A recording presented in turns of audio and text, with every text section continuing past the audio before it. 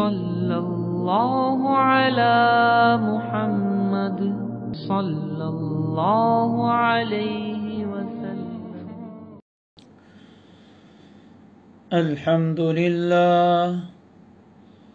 الحمد للہ وکفى وسلام علی عباده الذین اصطفى، اما بعد فاعوذ باللہ من الشیطان الرجیم، بسم اللہ الرحمن الرحیم۔ وَلَقَدْ نَصَرَكُمُ اللَّهُ بِبَدْرٍ وَأَنْتُمْ أَذِلَّةٌ فَاتَّقُوا اللَّهَ لَعَلَّكُمْ تَشْكُرُونَ۔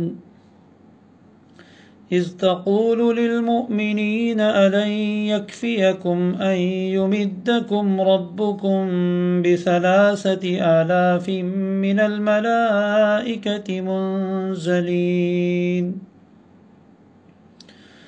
وقال الله تبارك وتعالى إذ تستغيثون ربكم فاستجاب لكم أني ممدكم ب1,000 من الملائكة مردفين۔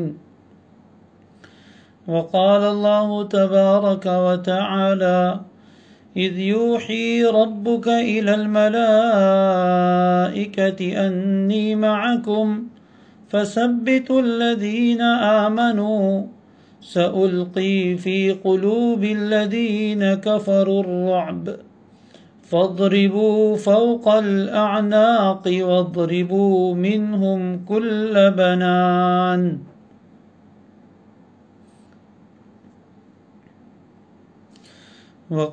وقال الله تبارك وتعالى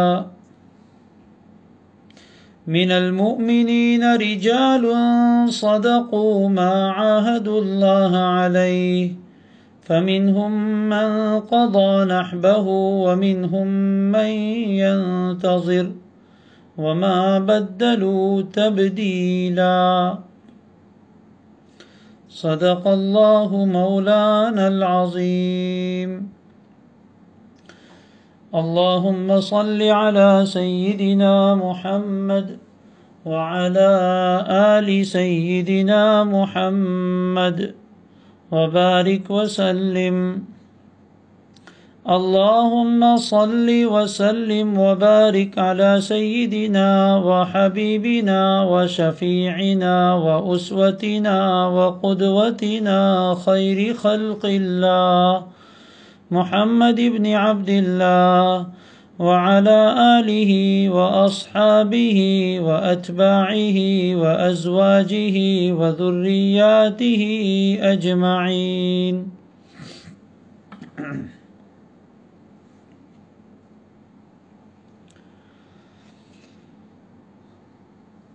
آج 17 رمضان المبارک کا دن گزر گیا اور 18ویں شب ہے۔ 17 رمضان المبارک کے ساتھ اسلامی تاریخ کا ایک بہت عظیم واقعہ وابستہ ہے۔ اسلامی فتوحات کی ابتدا، حق اور باطل کا پہلا معرکہ، مسلمانوں اور مشرکوں کے درمیان پہلی فیصلہ کن جنگ جس دن واقع ہوئی وہ رمضان المبارک کا مبارک مہینہ اور اس میں 17واں روزہ جمعہ کا مبارک دن، اس دن میں یہ واقعہ رونما ہوا، غزوہ بدر جسے کہتے ہیں۔ یہ اسلامی تاریخ کا بہت عظیم باب ہے۔ ایک مسلمان کو اور ایک امتی کو اسلامی تاریخ سے واقفیت ہونا بہت ضروری ہے۔ مسلمانوں کے بچے بچے کو واقعہ بدر ازبر ہونا چاہیے۔ قرآن مجید میں اللہ تبارک و تعالی نے اس واقعے کو بیان فرمایا ہے، اور ایک جگہ نہیں، کئی جگہوں پر بار بار بیان فرمایا ہے۔ اور قرآن مجید میں کوئی واقعہ صرف قصہ اور کہانی کے طور پر بیان نہیں کیا جاتا، یہ کوئی داستان نہیں ہوتی، یہ کوئی افسانہ نہیں ہوتا، یہ کوئی سٹوری نہیں ہے کہ صرف اس کو بیان کر دیا جائے اور اس کو بیان کرنے والے بیان کر کے اور سننے والے سن کر تھوڑی دیر مزہ لے لے اور تھوڑی دیر دماغ کی تفریح کر لے۔ یہ مقصود ہرگز نہیں ہے۔ ویسے اگر دیکھا جائے تو نبی اکرم صلی اللہ علیہ وسلم کی زندگی کا کوئی کام ہدایت سے اور رہنمائی سے خالی نہیں ہے۔ آپ کی زندگی کا ہر چھوٹا اور بڑا کام، آپ کی زندگی کا ہر چھوٹا اور بڑا جملہ، آپ کی ہر بات، آپ کا ہر کام قیامت تک کے انسانوں کے لیے بڑی رہنمائی ہے۔ چاہے جائے کہ قرآن مجید اس کو جگہ جگہ تذکرہ کرے، اور یہ غزوہ بدر کے ساتھ مسلمانوں کا تعلق پیدا کرنے کے لیے ہے۔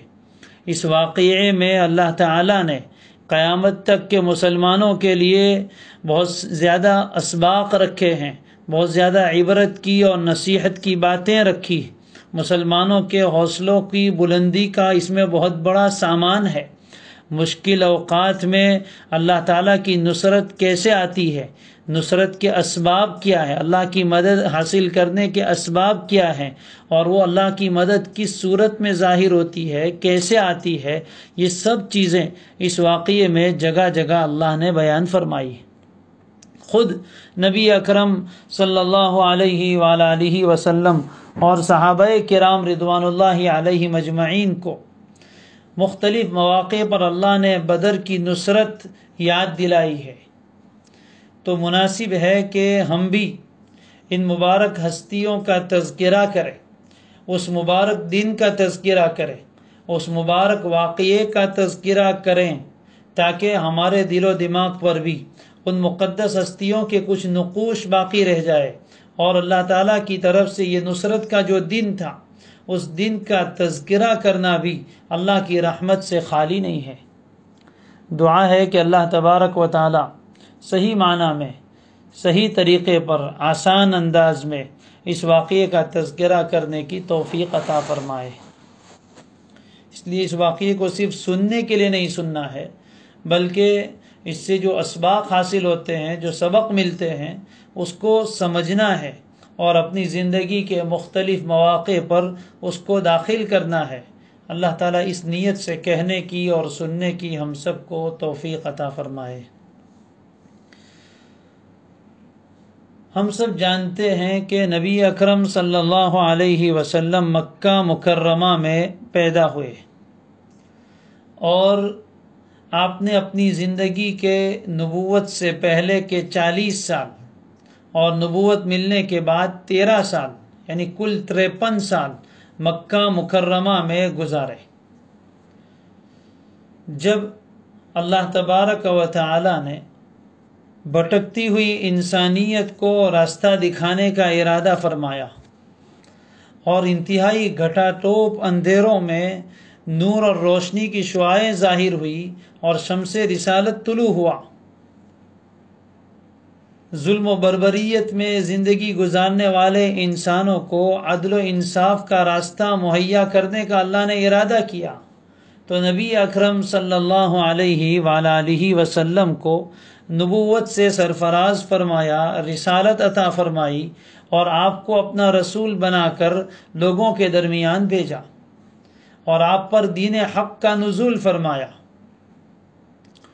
قرآن مجید کی وحی کا سلسلہ شروع ہوا، شرک کے اندھیروں سے نکل کر توحید کے راستے پر آنے کی دعوت شروع ہوئی۔ آپ صلی اللہ علیہ وآلہ وسلم اس کفر و شرک کی فضا میں، جہاں بیت اللہ شریف میں 360 مورتیاں رکھی گئی تھی اور مختلف بتوں کی اور مورتیوں کی پوجا کی جا رہی تھی، ایسے ماحول میں اللہ کے نبی صلی اللہ علیہ وسلم اٹھتے ہیں دین حق کی دعوت لے کر، اور لوگوں کے سامنے کلمہ توحید بلند کرتے ہیں۔ لوگوں کو اس کی دعوت دیتے ہیں۔ نتیجہ کیا ہوا وہ ہم سب جانتے ہیں کہ بڑی پرزور مخالفت ہوئی، آپ کے راستے کو روکنے کی پوری کوشش کی گئی۔ بہت کم لوگ تھے، بہت کمزور طبقے کے لوگ تھے جو آپ پر ایمان لائے۔ کچھ حضرات تھے جو بڑے بھی تھے، حضرت ابوبکر رضی اللہ تعالیٰ عنہ جیسے، جو ایمان میں داخل ہوئے، لیکن زیادہ تر جو سرداران قریش تھے، مکہ کے بڑے بڑے سردار اور لیڈر تھے، وہ لوگ ایمان میں داخل نہیں ہوئے، بلکہ انہیں اس پر غیرت آئی کہ یتیم بچہ نبی بن گیا، ہم رہ گئے، اگر ان کو نبوت تسلیم کر لی جائے تو ہماری سرداری خطرے میں ہے۔ لہذا انہوں نے اپنے باپ دادا کے باطل اور غلط مذہب کو چھوڑنے سے انکار کیا اور نبی اکرم صلی اللہ علیہ وسلم کی مخالفت کرنے لگے، آپ کے دشمن بن گئے، اپنے پرائے ہو گئے، دوست دشمن بن گئے، رشتہ دار اجنبی ہو گئے، اور آپ کے لیے مکہ کی سرزمین تنگ کر دی گئی، یہاں تک کہ 3 سال تک شیب ابی طالب میں آپ کو قید کر لیا گیا، بائیکاٹ کیا گیا، اور آپ علیہ الصلوۃ والسلام اور مسلمانوں کے ساتھ سارے تعلقات ختم کر دیے گئے۔ آپ کو بھی اور آپ کے ماننے والے مسلمانوں کو بھی مختلف ظلم و ستم کا نشانہ بنایا گیا، یہاں تک کہ صحابہ کرام رضوان اللہ علیہم اجمعین مکہ چھوڑ کر جانے کے لیے مجبور ہوئے۔ چنانچہ پہلے ہجرت کی حبشہ کی طرف، اور اس کے بعد پھر دوسری ہجرت مدینہ منورہ کی طرف ہوئی۔ 13 سال تک آپ صلی اللہ علیہ وسلم دعوت دیتے رہے اور مکہ کے مشرکین آپ کی دشمنی اور مخالفت کرتے رہے، آپ کو قسم قسم سے تکلیفیں دیتے رہے، ستاتے رہے، ایذا رسانی کرتے رہے، یہاں تک کہ وہ دن بھی آ گیا جب نبی اکرم صلی اللہ علیہ وآلہ وسلم بھی مکہ مکرمہ چھوڑ کر مدینہ منورہ کی طرف ہجرت کر کے چلے گئے۔ جب مکہ والوں نے اس دین کو قبول نہیں کیا تو اللہ تعالیٰ نے مدینہ منورہ کے انصار کو کھڑا کیا، اور انہوں نے نبی اکرم صلی اللہ علیہ وسلم کا استقبال کیا، آپ کے دین کو قبول کیا اور آپ کے مددگار بنے۔ چنانچہ مسلمان بھی ہجرت کر کے مدینہ منورہ دھیرے دھیرے جمع ہونے لگے، آپ صلی اللہ علیہ وسلم بھی ہجرت کر کے تشریف لے گئے، مدینہ کے لوگوں کو اللہ نے ایمان کی توفیق دی، اور اب مسلمانوں کا نیا مرکز، مسلمانوں کا نیا سینٹر مدینہ منورہ بن گیا، اور مسلمانوں کی طاقت دھیرے دھیرے بڑھنے لگی۔ لیکن مکہ کے مشرکوں کو یہ بھی کہاں گوارا تھا، چنانچہ آپ صلی اللہ علیہ وسلم کی ہجرت کرنے کے بعد بھی یہ اسی کوشش میں تھے کہ آپ کو اور آپ کے دین کو ختم کیا جائے۔ 13 سال تک تو پریشان کر ہی رہے تھے، جب آپ ان کا ملک چھوڑ کر چلے گئے، ان کا شہر چھوڑ کر مدینہ منورہ آ گئے، یہاں بھی آپ کو چین کی سانس نہیں لینے دی گئی، یہاں بھی قسم قسم سے یہ کوشش کرتے رہے مکہ کے لوگ کہ آپ صلی اللہ علیہ وسلم کو اور مسلمانوں کو کسی طرح ختم کر دیا جائے۔ چنانچہ اس کی ساری تیاریاں خفیہ طور پر اندر ہی اندر جاری تھی۔ ان تیاریوں میں سے ہم سب جانتے ہیں کہ جنگ کے لیے مال کی ضرورت ہوتی ہے، کوئی بھی جنگ بغیر مال کے اور بغیر اسلحے کے نہیں لڑی جاتی، اس لیے مسلمانوں کے ساتھ ایک فیصلہ کن جنگ کا ارادہ مشرکین کا تھا، اور اس کے لیے وہ کوشش کر رہے تھے، اور مال جمع کرنے کے طور پر یہ صورتحال پیش آئی کہ ایک قافلہ ملک شام کی طرف تجارت کے لیے، بزنس کے لیے روانہ ہوا، جس کے سردار ابو سفیان تھے، جو اس وقت تک مسلمان نہیں ہوئے تھے، بعد میں اللہ تعالیٰ نے ان کو ایمان کی دولت سے مالا مال فرمایا۔ ابو سفیان کو سردار بنا کر ایک قافلہ ملک شام کی طرف روانہ ہوا، جس میں تقریباً مکہ کے تمام لوگوں نے اپنا سارا سرمایہ اور پونجی دے دی تھی تجارت کے لیے، کہ اس تجارت کے ذریعے سے جو منافع ہوگا، جو فائدہ اور پروفٹ ہوگا، وہ سب مسلمانوں کے خلاف استعمال ہوگا۔ نبی اکرم صلی اللہ علیہ وآلہ وسلم کو بھی ان سب حالات کی اطلاع تھی، آپ غافل نہیں تھے، بے خبر نہیں تھے، تمام باتوں کی خبر رکھتے تھے، جاسوسی کا نظام تھا، آپ کو پتہ تھا کہ قافلہ جا رہا ہے اور کس مقصد کے لیے جا رہا ہے، وہاں کے سارے حالات سے آپ باخبر رہتے تھے۔ یہ مسلمانوں کی ذمہ داری ہے کہ دشمنوں کی حالت پر نظر رکھیں۔ غزوہ بدر کے اسباق میں سے ایک سبق یہ بھی ہے کہ مسلمانوں کی یہ ذمہ داری ہے کہ دشمنوں کی تدبیروں سے اور ان کی پلاننگ سے باخبر رہے کہ دشمن کیا تدبیر کر رہا ہے، اس کی مکاریاں کیا ہے، اس کا پلان کیا ہے، وہ ہمیں کس راستے سے ہلاک کرنا چاہتا ہے، کس راستے سے نقصان پہنچانا چاہتا ہے۔ مسلمانوں کو اس کی واقفیت اور اطلاع ہونی چاہیے، پتہ ہونا چاہیے، ایسا نظام ہونا چاہیے کہ دشمن کی سازشوں سے اور ان کی تدبیروں سے اور ان کی پلاننگ سے مسلمان واقف ہوں۔ چنانچہ آپ صلی اللہ علیہ وسلم نے اس کا پورا انتظام فرمایا تھا۔ آپ کی زندگی ہمارے لیے اسوہ، آئیڈیل اور نمونہ ہے۔ اور اس سے پہلا ایک سبق یہ بھی ملا کہ ہر زمانے میں حق اور باطل کی کشمکش چلتی ہے۔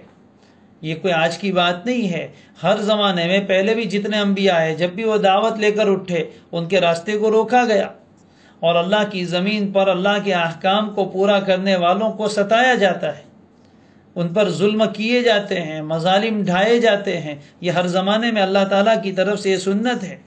اس میں مسلمانوں کا، اللہ کے ماننے والوں کے صبر کا امتحان ہوتا ہے۔ چنانچہ 13 سال تک صحابہ کرام رضوان اللہ علیہ مجمعین صبر کرتے رہے، سہتے رہے، ان کی تکلیفوں کو برداشت کرتے رہے۔ ابھی تک اللہ کی طرف سے اجازت نہیں ملی تھی لڑنے کی، ان کا مقابلہ کرنے کی، ان کے سامنے مقابلہ کرنے کی اجازت نہیں تھی۔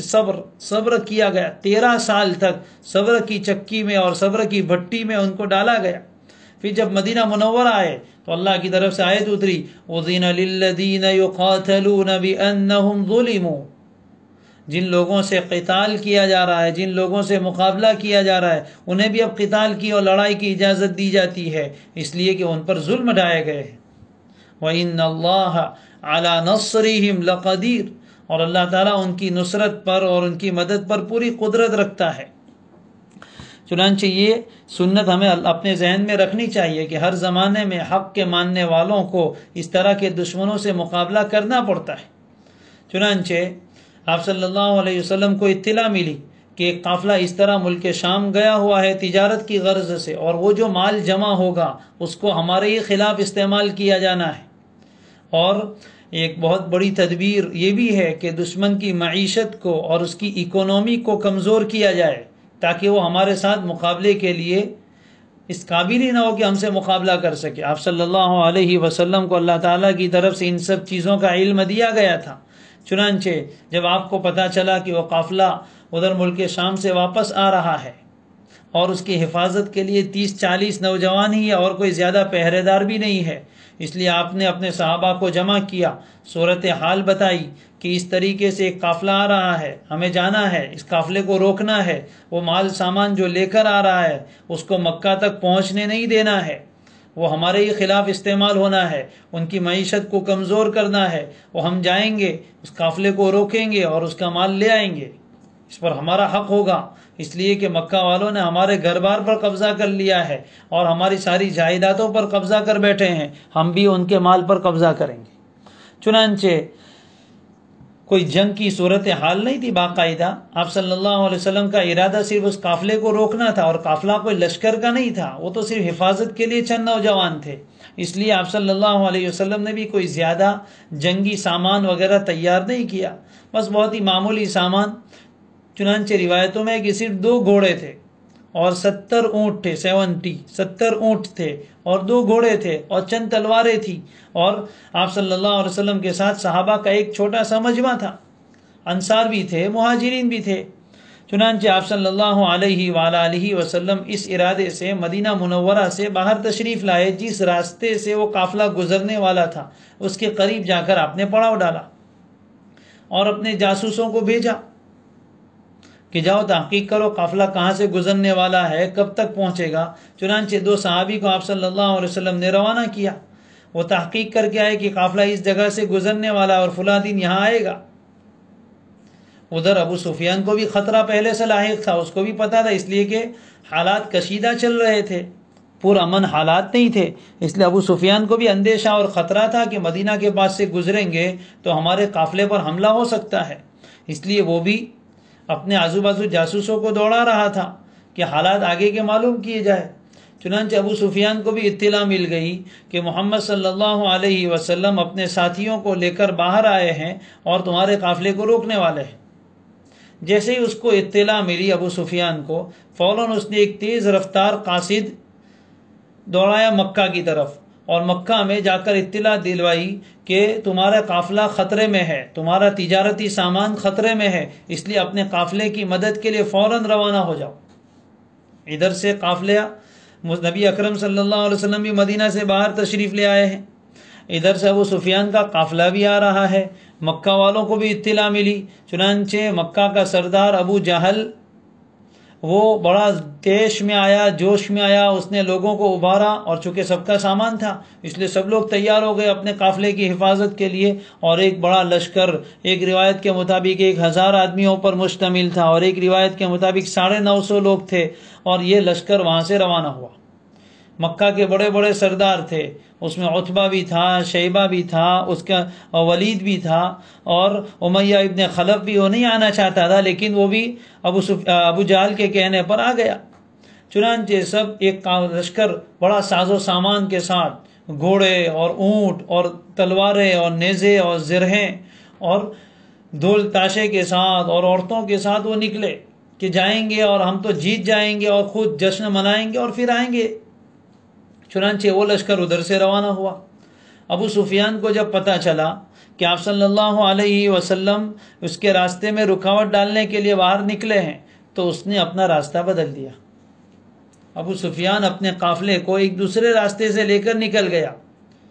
جس راستے پر آپ صلی اللہ علیہ وسلم اس کو پکڑنے والے تھے اس راستے پر آیا ہی نہیں، اور وہ مسلمانوں کے لشکر سے بچا کر ایک دوسرے راستے سے نکل کر محفوظ ہو کر نکل گیا۔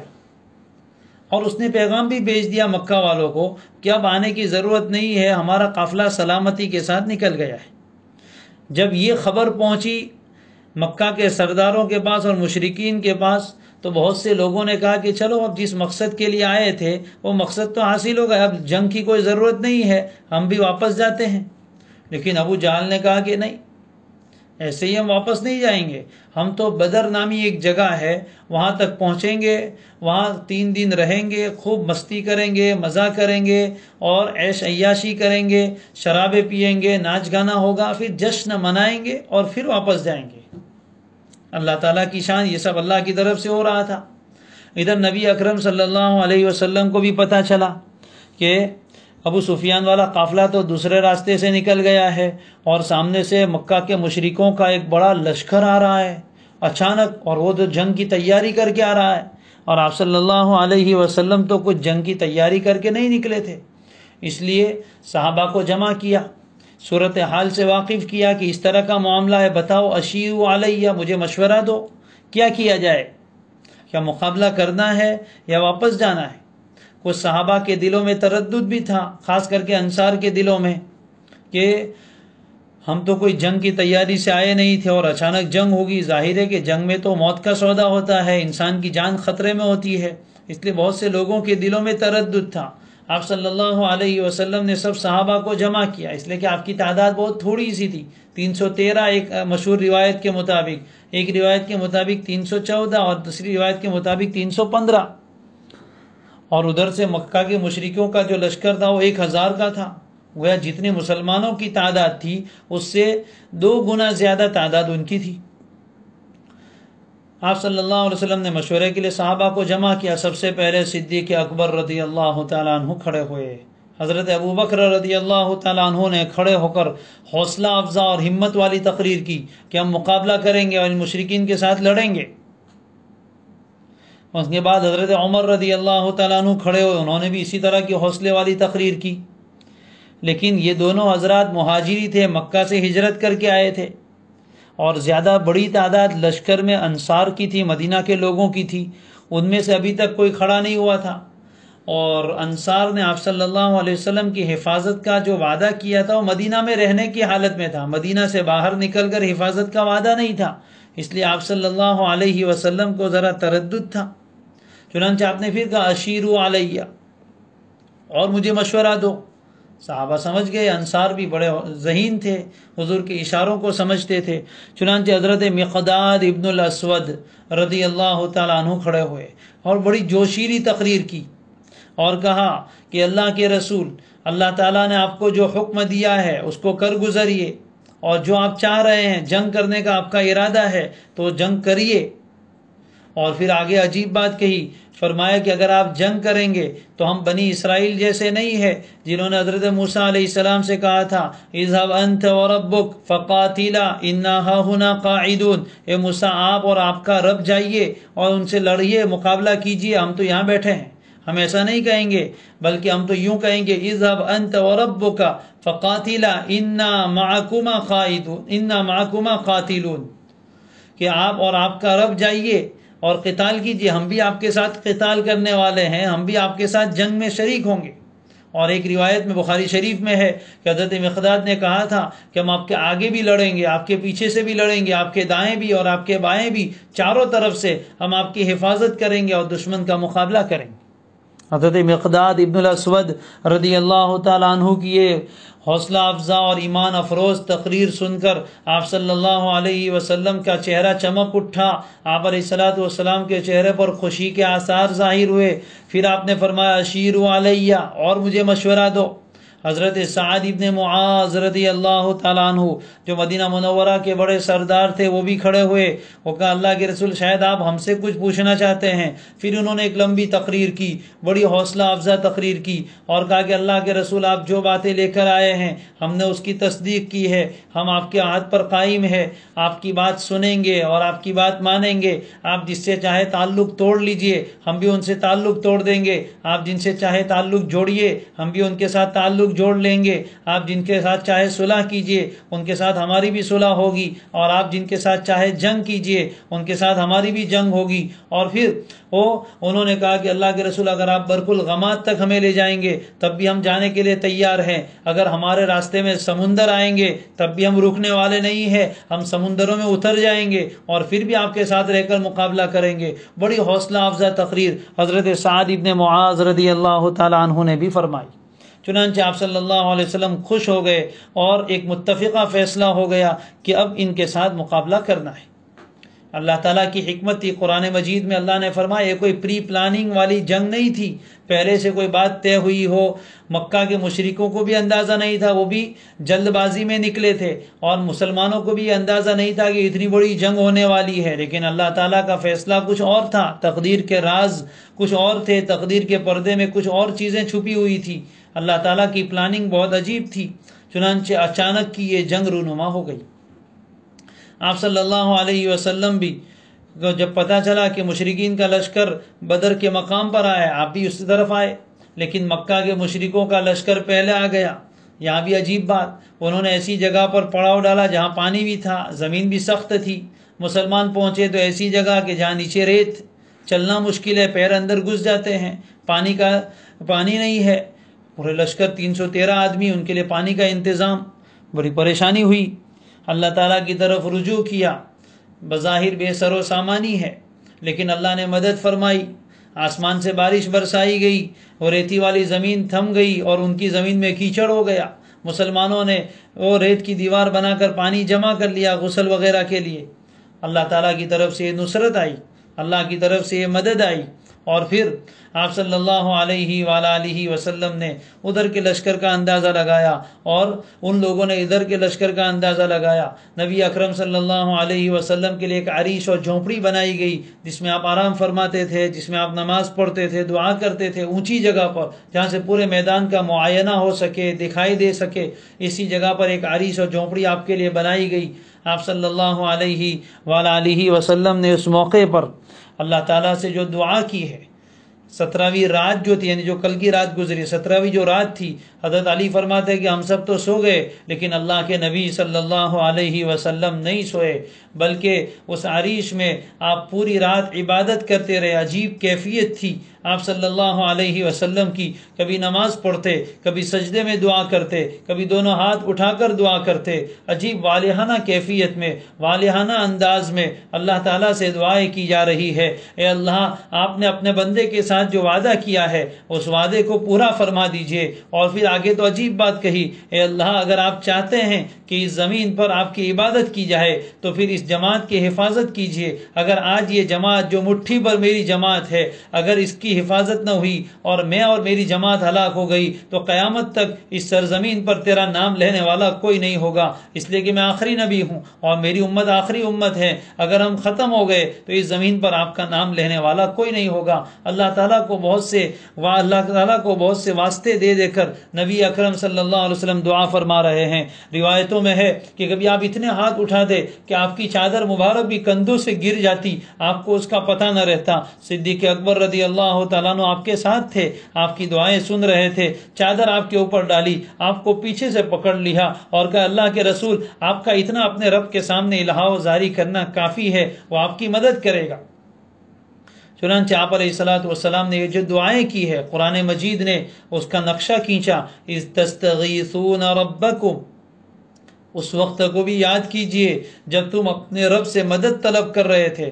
معلوم ہوا اس سے ہمیں یہ سبق ملا کہ ایسے مشکل حالات میں دعا کی طرف بھی توجہ ہونی چاہیے، اللہ تبارک و تعالیٰ کی طرف پورا رجوع کیا جائے، گریہ وزاری کے ساتھ دعا کی جائے اور اللہ تعالیٰ کے سامنے گڑ گڑایا جائے اور اس کو واسطے دیے جائے اور اس سے نصرت مانگی جائے۔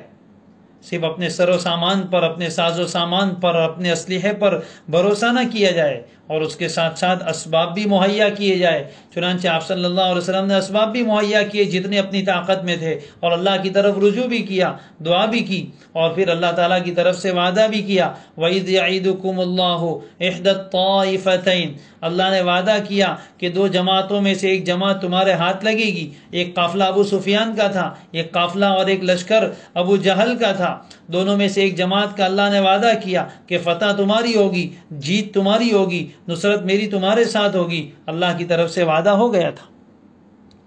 چنانچہ آپ علیہ الصلوۃ والسلام مطمئن تھے۔ رات کے وقت آپ اپنے صحابہ کو لے کر میدان بدر میں آئے جہاں جنگ ہونی تھی اور ایک ایک جگہ انگلی رکھ کر اشارہ کیا، یہاں ابو جہل گرے گا، یہاں عتبہ گرے گا، یہاں شیبہ مرے گا، یہاں ولید مرے گا، یہاں فلاں مرے گا، یہاں فلاں مرے گا۔ سب کے نام لے لے کر آپ نے پہلے ہی بتا دیا۔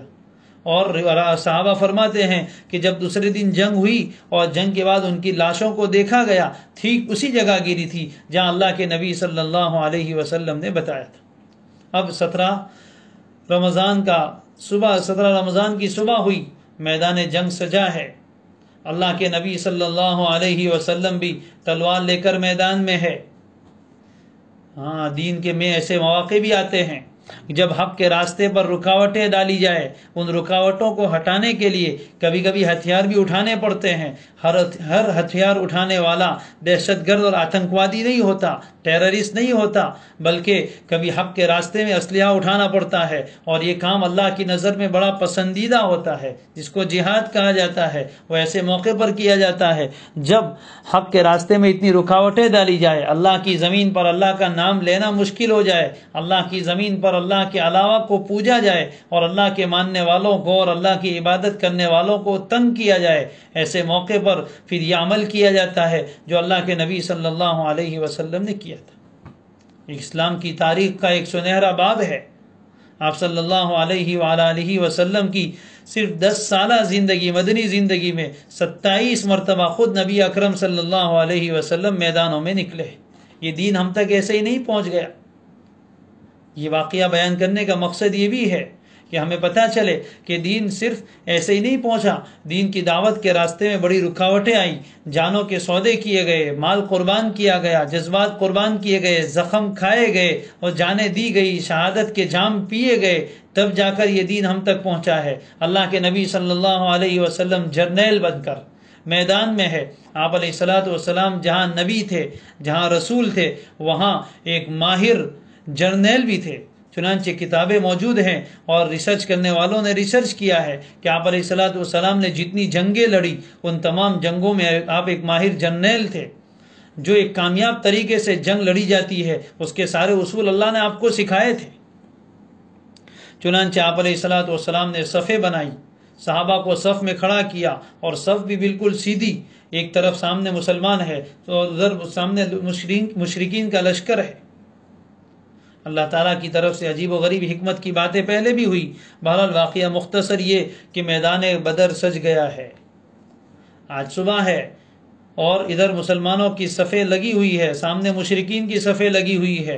مشرکین میں سے پہلے 3 آدمی نکلتے۔ اس زمانے میں آج کل کی طرح چھپ چھپا کر جنگیں نہیں ہوتی تھی، سینہ بسینہ آمنے سامنے جنگیں ہوا کرتی تھی، اور جنگ کے میدان میں پہلے ون بائی ون ایک آدمی ایک کے مقابلے میں آتا تھا۔ چنانچہ مشرکین کی طرف سے 3 آدمی نکلے، ان میں سے ایک تھا عتبہ، اس کا بھائی تھا شیبہ، اور تیسرا عتبہ کا بیٹا تھا ولید۔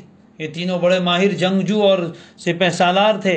یہ تینوں نکلے اور انہوں نے نعرہ لگایا، حل من مبارزن، ہے کوئی ہمارا مقابلہ کرنے والا؟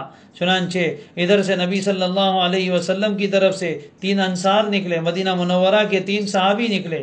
پوچھا انہوں نے، منہ چھپائے ہوئے تھے، پہچانتے نہیں تھے، انہوں نے کہا ہم انصار کے ہیں۔ ان مشرکین نے کہا ہمیں تم سے مقابلہ نہیں کرنا ہے، ہمارے مقابلے کے لیے ہمارے بھائی چاہیے، مکہ کے لوگ چاہیے، مہاجرین چاہیے۔ تو آپ صلی اللہ علیہ وسلم نے ان تینوں انصاری صحابہ کو واپس بلایا اور 3 مہاجرین کو بھیجا۔ ان میں سے ایک حضرت سید الشہداء حضرت حمزہ رضی اللہ تعالیٰ عنہ تھے، جو آپ صلی اللہ علیہ وسلم کے چچا ہیں۔ دوسرے حضرت علی رضی اللہ تعالیٰ عنہ ہیں، جو آپ کے چچا زاد بھائی بھی ہیں، آپ کے داماد بھی ہیں۔ سب سے پہلے اپنے گھر کے لوگوں کو قربانی کے لیے نکالا۔ اور تیسرے حضرت عبیدہ ابن الحارث رضی اللہ تعالیٰ عنہ ہیں۔ یہ 3 آدمی نکلے مسلمانوں کی طرف سے۔ حضرت علی کا مقابلہ ولید سے ہوا، حضرت علی کا مقابلہ ولید سے ہوا، اور حضرت حمزہ کا مقابلہ شیبہ سے ہوا، اور حضرت عبیدہ کا مقابلہ عتبہ سے ہوا۔ چنانچہ حضرت حمزہ اور حضرت علی رضی اللہ تعالیٰ عنہ تو اسلام کے شیر تھے، بڑے سپہ سالار تھے، ایک ہی وار میں اپنے مقابل کا کام تمام کیا۔ حضرت علی نے ایک ہی وار میں ولید کو سلا دیا، اور حضرت حمزہ نے ایک ہی وار میں شیبہ کو سلا دیا، اور ادھر حضرت عبیدہ ابن الحارث اور ادھر عتبہ، ان کے درمیان ذرا مقابلہ ہوا۔ چنانچہ حضرت عبیدہ رضی اللہ تعالیٰ عنہ زخمی ہوئے، ان کے پیر میں زخم لگا اور کافی وہ زخمی ہو گئے۔ اتنے میں حضرت حمزہ اور حضرت علی اپنے دشمن سے نمٹ کر ادھر پہنچے، اور ان دونوں نے مل کر عتبہ کا بھی کام تمام کیا۔ حضرت عبیدہ رضی اللہ تعالیٰ عنہ کو لایا گیا، نبی اکرم صلی اللہ علیہ وسلم کے سامنے رکھا گیا۔ آپ نے ان کے زخم کو دیکھا، اور اسی زخم میں ان کی شہادت ہوئی۔ انہوں نے پوچھا کہ اللہ کے رسول میں شہید ہوں گا؟ فرمایا کہ بالکل، خوش ہوئے، اور اس میں ان کی شہادت ہوئی۔ پھر اس کے بعد اور مقابلہ شروع ہوا۔ آپ علیہ الصلوۃ والسلام اللہ کی طرف مسلسل متوجہ ہیں، اور اس میدان میں اللہ تعالیٰ کی نصرت کے عجیب و غریب مناظر نظر آئے۔ اللہ تعالیٰ کے حکم سے نبی اکرم صلی اللہ علیہ وسلم نے ایک مٹھی کنکر کی اٹھائی اور کہا شاہت الوجوہ، اور پھینکی ان کی طرف۔ وہ ایک مٹھی تھی، لیکن وہ کیا مٹھی تھی! جتنا لشکر تھا سب کی آنکھوں میں اللہ تعالیٰ نے وہ کنکریاں اور مٹی کے گرد و غبار کو گھسا دیا، جس کی وجہ سے ان میں بھگدڑ مچ گئی، پریشان ہو گئے، اور ادھر سے مسلمانوں نے حملہ کیا۔ اللہ تعالیٰ کی طرف سے نصرت کے لیے فرشتے اتارے گئے۔ قرآن مجید نے ان سب مناظر کو بیان کیا ہے۔ وَمَا رَمَيْتَ إِذْ رَمَيْتَ وَلَكِنَّ اللَّهَ رَمَى۔ اے پیغمبر، جس وقت آپ نے کنکر پھینکے تھے وہ حقیقت میں آپ نے نہیں پھینکے تھے، اللہ نے وہ کنکر پھینکے تھے جو سب کی آنکھوں میں گھسا دیے تھے۔ اور اس کے بعد پھر اللہ تعالیٰ نے فرشتے اتارے۔ بدر کی خصوصیت یہ ہے کہ اللہ تعالیٰ کی طرف سے جب کوئی آدمی حق کو لے کر اٹھتا ہے اور باطل کے مقابلے کے لیے کھڑا ہوتا ہے، ادھر لشکر بہت تھوڑا ہے، 313 ہے، ادھر لشکر بہت بڑا ہے، ادھر ساز و سامان کچھ نہیں، ادھر سارا ساز و سامان موجود ہے، بظاہر کوئی مقابلہ بنتا نہیں ہے۔ بظاہر تو مسلمانوں کو شکست ہونی چاہیے تھی، لیکن مومن ہے تو بے تیغ بھی لڑتا ہے سپاہی، کافر ہے تو کرتا ہے شمشیر پر بھروسہ، کافر ہے تو کرتا ہے شمشیر پر بھروسہ، مومن ہے تو بے تیغ بھی لڑتا ہے سپاہی۔ چنانچہ صحابہ اپنے حوصلوں کے ساتھ میدان میں نکلے اور اللہ تعالیٰ سے نصرت مانگی، اور وہ حق پر تھے، ان کا عقیدہ حق تھا، ان کے ساتھ اللہ کی مدد تھی۔ ادھر دشمن تھا مشرک، ان کے ساتھ ابلیس بھی آیا تھا انسان کی شکل میں، اور اس کا لشکر بھی، شیاطین کا لشکر بھی آیا تھا۔ اللہ نے ان کی مدد کے لیے، مسلمانوں کی مدد کے لیے فرشتے اتارے۔ ادھر قرآن مجید میں ہے وَلَقَدْ نَصَّرَكُمُ اللَّهُ بِبَدْرٍ وَأَنْتُمْ أَذِلَّةٌ، اللہ تعالیٰ نے بدر کے میدان میں تمہاری ضرور مدد فرمائی ہے جبکہ تم کمزور تھے۔ اور اس کے بعد پھر یاد کرو اِذْ تَقُولُ لِلْمُؤْمِنِينَ، اس وقت کو یاد کیجئے اے پیغمبر جب آپ مومنین سے کہہ رہے تھے أَلَنْ يَكْفِيَكُمْ أَنْ يُمِدَّكُمْ رَبُّكُمْ بِثَلَاثَةِ آلَافٍ مِّنَ الْمَلَائِكَةِ، کیا تمہارے لیے کافی نہیں ہے کہ تمہارا رب تمہاری مدد کرے گا 3000 فرشتوں سے؟ منزلین جو آسمان سے اتارے جائیں گے. چنانچہ راجح قول یہی ہے کہ اللہ تعالیٰ نے فرشتوں کو انسانی شکلوں میں اتارا. جبریل امین آئے، جبریل امین جیسے فرشتے کو اللہ نے بھیجا. اذ یوحی ربک الی الملائکہ، ادھر میدان سجا، ادھر اللہ تعالیٰ کی طرف سے فرشتوں کو آرڈر ملا، انی معکم، اے فرشتوں جاؤ میں تمہارے ساتھ ہوں. تمہیں زمین پر جانا ہے، اور زمین پر جا کر کیا کرنا ہے؟ باقاعدہ ان کو اللہ تعالیٰ نے ٹریننگ دی. فَثَبِّتُوا الَّذِينَ آمَنُوا، اس میدان جنگ میں ایمان والوں کو ثابت قدم رکھنا ہے، ان کے دل میں حوصلے ڈالنے ہیں. ادھر شیطان ان کو ابھار رہا ہے تو تم مومنین کے دلوں میں حوصلے ڈالو. چنانچہ فرشتے آئے، انہوں نے مومنین کے دلوں میں حوصلے ڈالے، ان کے قدم جمائے. پھر سَأُلْقِي فِي قُلُوبِ الَّذِينَ كَفَرُوا الرُّعْبَ، اللہ نے دوسری مدد یہ کی، کافروں کے دلوں میں رعب ڈال دیا، ان کے دلوں میں خوف ڈال دیا. اور فرشتوں سے کیا کہا؟ سَأُلْقِي فِي قُلُوبِ الَّذِينَ كَفَرُوا الرُّعْبَ فَاضْرِبُوا فَوْقَ الْأَعْنَاقِ وَاضْرِبُوا مِنْهُمْ كُلَّ بَنَانٍ. اب فرشتوں نے کبھی جنگ کی نہیں ہے، اللہ تعالیٰ انہیں ٹریننگ دے رہے جنگ کی کہ کس طرح جنگ کی جاتی ہے. تو جنگ کا طریقہ اللہ سکھا رہے ہیں فرشتوں کو کہ جاؤ اور ان کافروں کی گردنوں پر مارو، اور ان کے ایک ایک پوروں پر مارو، اور ان کو قتل کرو. چنانچہ روایتوں میں ہے فرشتے باقاعدہ گھوڑوں پر آئے، جس کا گھوڑا پسند آیا ویسے گھوڑے اللہ تعالیٰ نے ان سب فرشتوں کو دیے. ان کے سروں پر پگڑی تھی، سنہری رنگ کی پگڑی پہن کر وہ لوگ فرشتے دنیا میں اترے. اور باقاعدہ صحابہ کرام رضوان اللہ علیہم اجمعین نے فرشتوں کو دیکھا. اور صحابہ فرماتے ہیں کہ انسان یعنی ہمارے مارے ہوئے اور فرشتوں کے مارے ہوئے کافروں میں واضح فرق تھا. جن کافروں کو فرشتوں نے مارا ان کی گردن پر اور ان کے پروں پر نشان تھے فرشتوں کی مار کے. اللہ تعالیٰ نے فرشتوں کو زمین پر اتارا. معلوم ہوا یہ کام اللہ کو پسند ہے. جب کوئی باطل حق کے مقابلے میں اس طرح دندناتا ہے اللہ تعالیٰ فرشتوں کی نصرت بھی اتارتے. فضائے بدر پیدا کر فرشتے تیری نصرت کو، فضائے بدر پیدا کر فرشتے تیری نصرت کو، اتر سکتے ہیں گردوں سے قطار اندر قطار اب بھی. ہاں لیکن وہ ماحول تو پیدا کیا جائے، وہ ایمان تو پیدا کیا جائے، وہ جذبات کی قربانی، وہ جان اور مال کی قربانی جو صحابہ کرام رضوان اللہ علیہ مجمعین دینے کے لیے تیار تھے. اگر اس قربانی پر آ جائے تو پھر اللہ تعالیٰ کی نصرت اور اس کی مدد اس طرح اترتی ہے جیسے بدر میں اتری. اور فرشتوں کے ذریعے سے اللہ تعالیٰ نے مشرکین کا حال خراب کیا. اس میں ایک بڑا عجیب منظر یہ بھی نظر آیا کہ مسلمانوں کے لشکر میں بالکل جوان عمر دو صحابی تھے. ایک کا نام تھا معاذ اور ایک کا نام تھا معوذ. یہ دونوں افرا کے بیٹے تھے، افرا نامی ایک عورت کے یہ دونوں بیٹے تھے. صحابیہ ہے رضی اللہ عنہ معاذ و معوذ رضی اللہ تعالیٰ عنہ. حضرت عبد الرحمن ابن عوف فرماتے ہیں کہ میرے آزو بازو میں یہ دونوں نوجوان تھے. پہلے میں نے یہ سمجھا کہ چھوٹے چھوٹے بچے میرے سامنے بازو میں آئے ہیں، اگر میری ان کو کمزور دیکھ کر کوئی مجھ پر حملہ نہ کر دے.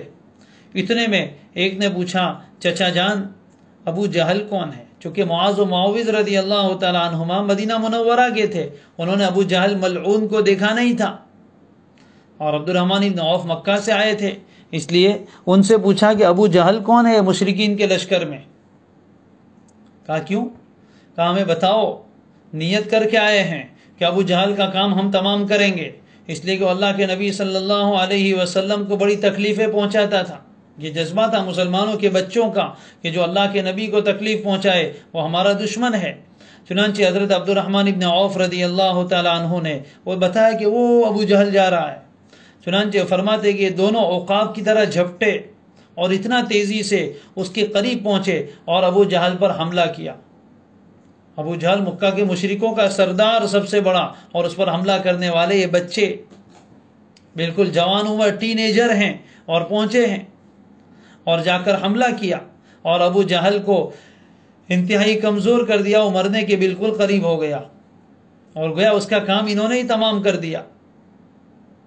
یہ اس کے بعد جب جنگ ختم ہوئی آپ صلی اللہ علیہ وسلم نے فرمایا کہ کون ہے جو ابو جہل کی خبر لے کر آئے؟ عبداللہ ابن مسعود رضی اللہ تعالیٰ عنہ تلاش کرتے کرتے گئے، دیکھا ایک جگہ پڑا ہے ابو جہل ملعون، آخری سانسیں لے رہا ہے. اس کو پکڑا، وہ ملعون مرتے مرتے بھی تکبر میں اٹا ہوا تھا. حضور نے فرمایا تھا اس کی گردن کاٹ کے لے آنا. چنانچہ جب گردن کاٹنے گئے عبداللہ ابن مسعود رضی اللہ تعالیٰ عنہ تو کہنے لگا ذرا نیچے سے کاٹنا تاکہ جب سب گردنیں رکھی جائے تو اس میں بھی میری گردن اونچی ہو. یہ تکبر کا سرغنہ تھا. اور عتبہ بھی مارا گیا، شیبہ بھی مارا گیا، ولید بھی مرا، ابو جہل بھی مرا اور امیہ ابن خلف بھی مرا. سب بڑے بڑے مکہ کے سردار مارے گئے. 70 مکہ کے بڑے بڑے کافر قتل ہوئے، باقی بھاگ گئے.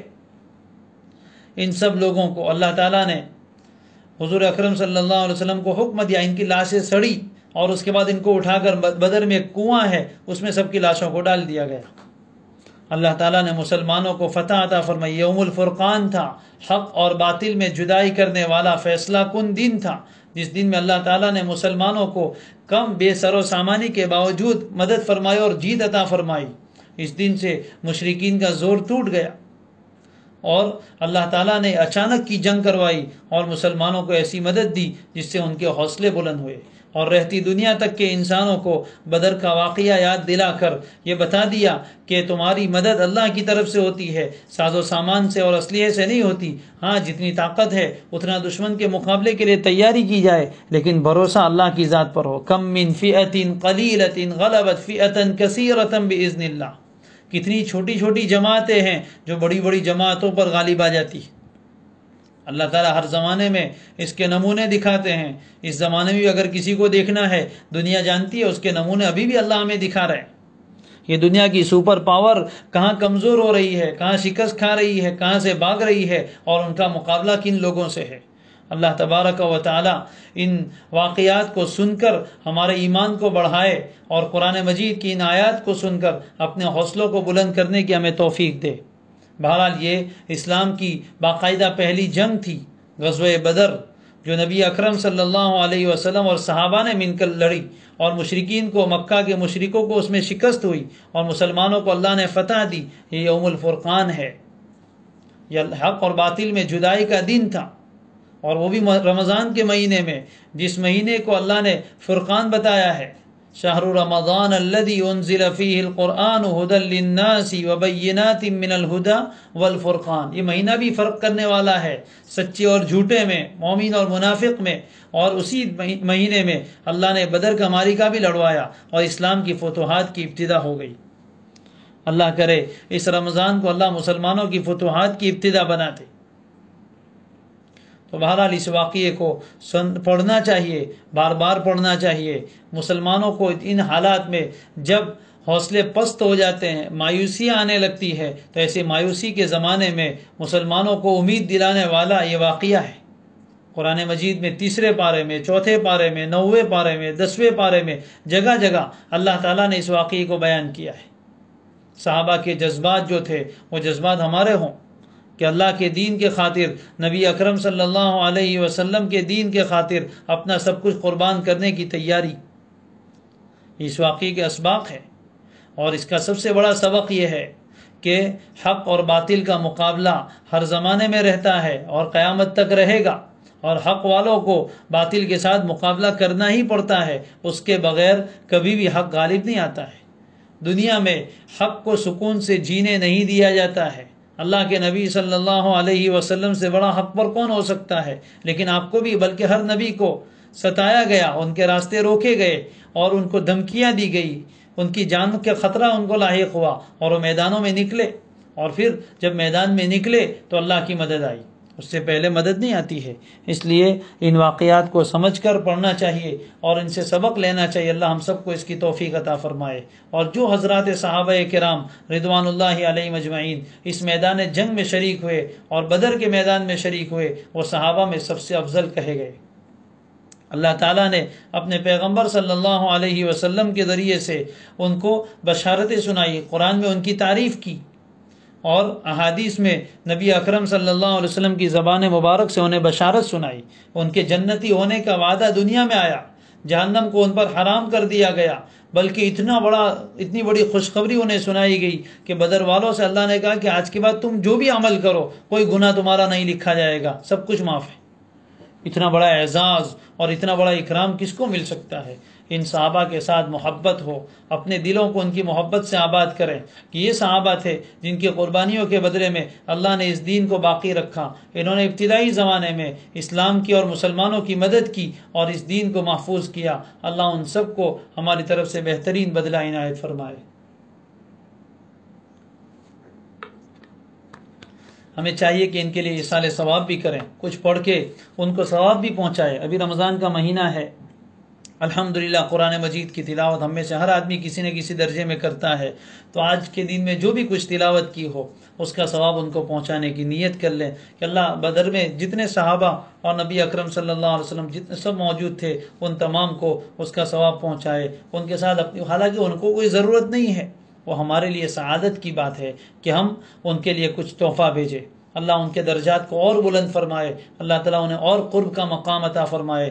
چنانچہ علماء فرماتے ہیں کہ یہ ایسے مبارک صحابہ ہیں کہ ان کے نام پڑھنے کے بعد اگر دعا کی جائے تو اللہ تعالیٰ دعاؤں کو قبول فرماتے ہیں۔ حدیث کی مشہور کتاب، قرآن مجید کے بعد سب سے صحیح ترین کتاب بخاری شریف، اس میں غزوہ بدر کا پورا تفصیلی بیان موجود ہے کئی صفحات پر، اور اس کے آخر میں امام بخاری رحمۃ اللہ علیہ نے ایک باب قائم کیا ہے اور اس میں ان تمام صحابہ کے نام ذکر کیے بدر میں سے جن کا نام ان کی کتاب میں آیا ہے۔ اس موقع پر حضرت مولانا رشید احمد گنگوہی رحمۃ اللہ علیہ فرماتے ہیں، حاشیے میں موجود ہے کہ بخاری شریف میں اس موقع پر جب آتے ہیں اور ان کے نام پڑھے جاتے ہیں، اس کے بعد جو دعا کی جاتی ہے وہ دعا قبول ہوتی ہے۔ مناسب معلوم ہوا، دل میں ارادہ ہوا کہ ہم بھی چھوٹے سے چند نام ہیں ان کے، وہ نام پڑھ کے پھر دعا کرتے ہیں، انشاءاللہ اللہ تعالی ہماری دعاؤں کو قبول فرمائیں گے۔ میں پہلے ان کے نام پڑھتا ہوں، اس کے بعد انشاءاللہ دعا کریں گے۔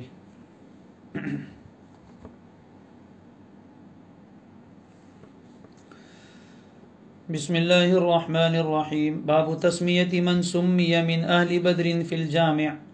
النبی محمد بن عبد اللہ الہاشمی صلی اللہ علیہ وسلم، ایاس بن البکیری، بلال بن رباح مولا ابی بکر القرشی، حمزة بن عبد المطلب الهاشمي، حاطب بن أبي بلتعة حليف لقريش، أبو حذيفة بن عتبة بن ربيعة القرشي، حارثة بن الربيع الأنصاري، قتل يوم بدر وهو حارثة بن سراقة وكان في النظارة، خبيب بن عدي الأنصاري، خنيس بن حذافة السهمي، رفاعة بن رافع الأنصاري، رفاعة بن عبد المنذر، أبو لبابة الأنصاري، زبير بن العوام القرشي، زيد بن سهل، أبو طلحة الأنصاري، أبو زيد الأنصاري، سعد بن مالك الزهري، سعد بن خولة القرشي، سعيد بن زيد بن عمرو بن نفيل القرشي، سهل بن حنيف الأنصاري، زهير بن رافع الأنصاري، وأخوه عبد الله بن عثمان أبو بكر الصديق القرشي رضي الله عنه، عبد الله بن مسعود الهذلي،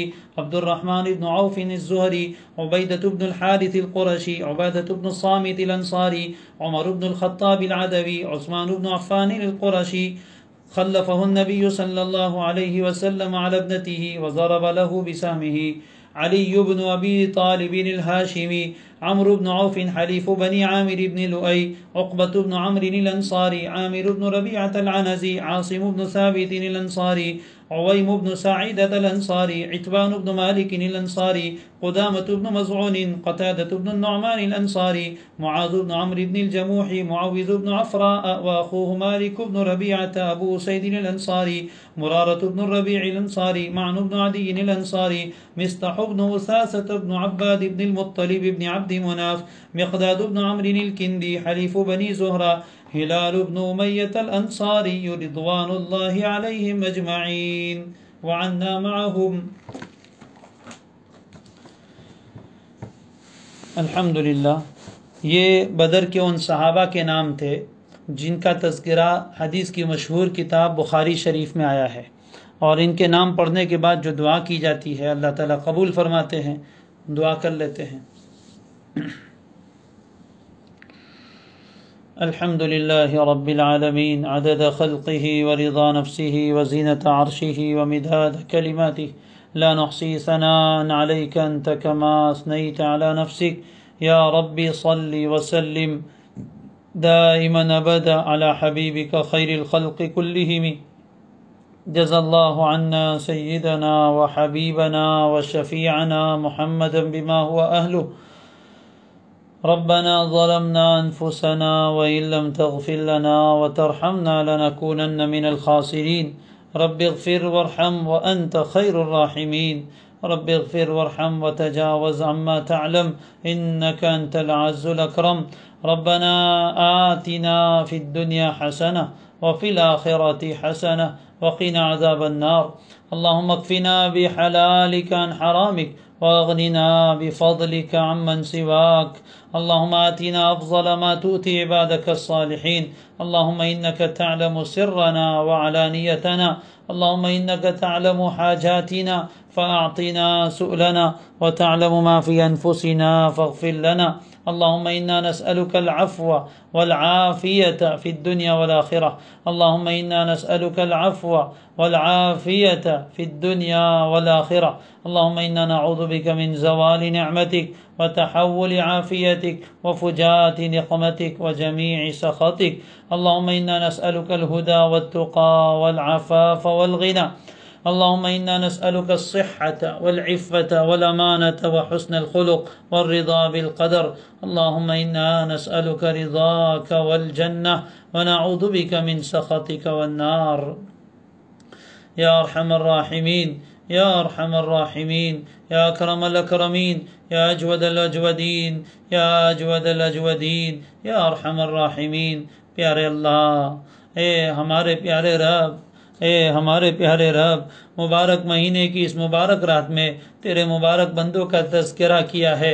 اے اللہ، تیرے وہ پاکیزہ بندے جنہوں نے اسلام کی نصرت و مدد کی، تیرے نبی کا ساتھ دیا، اپنی جانیں قربان فرمائی۔ اے اللہ، اور اس مشکل گھڑی میں زخم کھائے اور ہمارے لیے دین کو محفوظ کیا۔ پیارے اللہ، تیرے وہ چہیتے اور لاڈلے صحابہ کا ہم نے تذکرہ کیا ہے۔ پیارے اللہ، ہم آپ کو گواہ بناتے ہیں، ہم آپ سے بھی محبت کرتے ہیں، آپ کے نبی سے بھی محبت کرتے ہیں، آپ کے نبی کے سب صحابہ سے محبت کرتے ہیں۔ پیارے اللہ، ہماری اس محبت کو قبول فرما اور اس کے صدقے ہم سب کی مغفرت فرما۔ اللہ، ہم سب کی مغفرت فرما۔ اللہ، دنیا کہتی ہے دوست کا دوست بھی دوست ہوتا ہے۔ پیارے اللہ، آپ کے نبی آپ کے دوست ہیں، آپ کے صحابہ آپ کے دوست ہیں، ہم ان سے دوستی رکھتے ہیں۔ اللہ، آپ بھی ہم سے دوستی فرما دیجئے۔ اللہ، ہم سب کی مغفرت فرما دیجئے، ہمیں ولایت عطا فرما۔ اے اللہ، دل کا سرور عطا فرما۔ اے اللہ، دل کا سرور عطا فرما۔ ہمارے اگلے پچھلے سب گناہوں کو معاف فرما دے۔ اللہ، اگلے پچھلے سب گناہوں کو معاف فرما دے۔ پیارے اللہ، رحمت کا معاملہ فرما، عفو درگزر کا معاملہ فرما۔ اپنے پیارے حبیب کو اور اللہ ان کے صحابہ کو ہماری طرف سے اور پوری امت کی طرف سے وہ بہترین بدلہ عطا فرما جو آپ کسی نبی کو ان کی امت کی طرف سے اور رسول کو ان کی قوم کی طرف سے دیا کرتے ہیں۔ پیارے اللہ، ہم تو آرام سے بیٹھ کر نمازیں پڑھ رہے ہیں، اے اللہ آرام سے تیرے دین پر عمل کر رہے ہیں، عیش و عشرت میں زندگی بسر کر رہے ہیں۔ تیرے نبی نے پیٹ پر پتھر باندھے، صحابہ نے تکلیفیں برداشت کی، جس کے صدقے میں آج ہم مسلمان ہیں۔ ارے اللہ، کل قیامت کے دن ہم انہیں کیا منہ دکھائیں گے؟ اے اللہ، اگر انہوں نے ہمارا دامن پکڑ لیا کہ ہم نے تمہاری خاطر اپنی بیویوں کو بیوہ کروایا، بچوں کو یتیم کیا، اپنے پیٹ پر پتھر باندھے، اپنے کاروبار چھوڑے، اور تم نے ہمارے دین کا کیا حشر کیا؟ پیارے اللہ، جس دین کو انہوں نے اپنے خون سے اللہ محفوظ کیا، آج ہم اپنے اختیار سے اس دین کا جنازہ نکال رہے ہیں۔ پیارے اللہ، معاف فرما دیجئے، اللہ معاف فرما دیجئے۔ پیارے اللہ، غزوہ بدر کی برکات ہم سب کو اور پوری امت کو عطا فرما، امت کو شان رفتہ عطا فرما، عظمت رفتہ عطا فرما۔ پیارے اللہ، ذلتی سے نکال کر عزت عطا فرما۔ اے اللہ، غلبے والے راستے پر چلنے کی ہم سب کو توفیق عطا فرما، ذلتی سے اور غلامی سے نکال کر آزادی کے راستے پر چلنے کی توفیق عطا فرما۔ اے اللہ، آپ کی زمین پر آپ کا نام لے کر جیے ایسے فیصلے فرما دیجئے۔ پیارے اللہ، رحمت کا معاملہ فرما، درگزر کا معاملہ فرما۔ اے اللہ، آج تک ہم سے جو کوتاہیاں ہوئی اس کو معاف فرما۔ اے اللہ، رحمت کا معاملہ فرما دیجئے، ہم سب کی پریشانیوں کو دور فرما دیجئے۔ اللہ، تیرے نیک بندوں نے فرمایا ہے کہ ان صحابہ کے نام لینے کے بعد جو دعائیں کی جاتی ہیں وہ قبول ہوتی ہے۔ پیارے اللہ قبول فرما لیجئے، ہماری آج تک کی سب دعاؤں کو قبول فرما لیجئے، ہماری پریشانیوں کو دور فرما، جو بیمار ہیں انہیں شفا عطا فرما، جو مقروض ہیں ان کے قرضوں کی ادائیگی کی شکلیں پیدا فرما، جو بے روزگار ہیں ان کو حلال پاکیزہ وسعت والی روزی عطا فرما، جو بے نکاح ہیں ان کے لیے نیک صالح جوڑے مہیا فرما۔ اے اللہ جو صاحب نکاح ہے لیکن اولاد کی نعمت سے محروم ہے، عافیت کے ساتھ نیک صالح اولاد عطا فرما۔ پیارے اللہ جن کی اولاد ہیں ان کی اولاد کو ان کا مطیع و فرما بردار اور ان کی آنکھوں کی ٹھنڈک بنا، ان کے دل کا سرور بنا۔ پیارے اللہ ہم سب کو ایمان پر ثابت قدمی عطا فرما، ظاہری اور باطینی ہر طرح کے فتنوں سے ہماری حفاظت فرما۔ پیارے اللہ ایمان کی حفاظت بڑی مشکل ہے، اللہ حالات دن بدن بگڑتے چلے جا رہے ہیں، دلوں سے بزدلی کو اور وہن کو نکال دیجئے، ایمان پر استقامت عطا فرما دیجئے۔ اللہ جان چلی جائے لیکن ایمان نہ جائے ایسا جذبہ عطا فرما، گردن کٹ تو سکے لیکن یا اللہ تیرے علاوہ کسی کے سامنے نہ جھکے ایسے فیصلے فرما۔ مسلمانوں کو عزت والی زندگی عطا فرما، ہمت والی زندگی عطا فرما۔ پیارے اللہ اس ملک میں اسلام کی اور شاعر اسلام کی حفاظت فرما، مسلمانوں کے حقوق کی حفاظت فرما۔ اللہ جو نفرت کا ماحول پیدا کیا جا رہا ہے عافیت کے ساتھ اس کو ختم فرما، آپس میں بھائی چارے کا ماحول قائم فرما۔ اے اللہ بھائی چارے کا ماحول قائم فرما۔ پیارے اللہ جو لوگ اس فساد کی کوشش کر رہے ہیں اے اللہ عافیت کے ساتھ ایسے لوگوں سے زمین کے بوجھ کو ہلکا فرما۔ پیارے اللہ اپنا فضل کا معاملہ فرما دے، اے اللہ فضل کا معاملہ فرما دے۔ اللہ ارتداد سے پوری امت مسلمہ کی حفاظت فرما۔ اللہ ایمان کے ہم بہت کمزور ہیں، تھوڑی سی پریشانی میں ایمان چھوڑنے تیار ہو جاتے ہیں۔ پیارا اللہ مضبوط ایمان عطا فرما، ثابت قدمی عطا فرما، دجالی فتنوں سے ہماری حفاظت فرما، ہر طرح کے چھوٹے بڑے گناہوں سے اور فتنوں سے ہمیں محفوظ فرما۔ پیارے اللہ رحمت کا معاملہ فرما، عفو درگزر کا معاملہ فرما۔